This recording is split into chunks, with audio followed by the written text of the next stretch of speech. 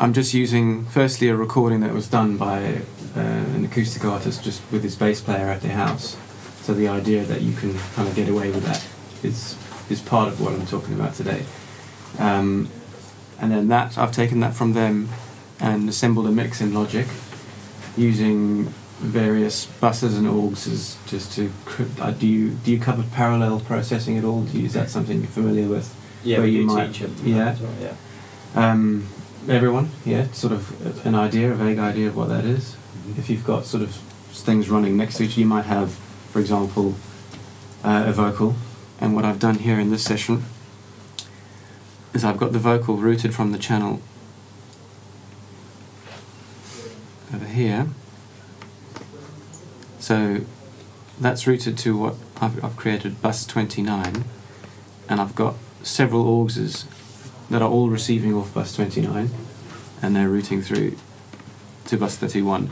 So what I can do is I can create 5 different processings of that vocal. In one case, I'm compressing it really heavily. In another case, I'm enhancing a certain frequency.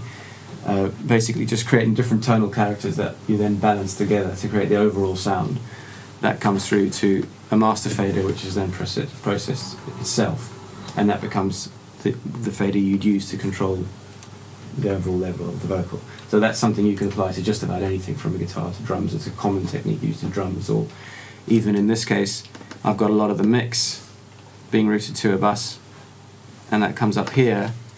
So my mix comes through a bus there, and then it also goes through that one where I've hit it really hard, and I keep that low underneath, and you get the effect of allowing some of the transients through because you've got a nice clean mix that's not being hit too hard, but the sustain gets raised quite heavily by the squashed mix, because you all know when you hit something really hard, it sort of flattens it out and brings up the overall level. So by bringing that in under the mix, you're creating sort of a feel of loudness, because it's sort of a more continuous sound, but you don't ruin the dynamic you've created.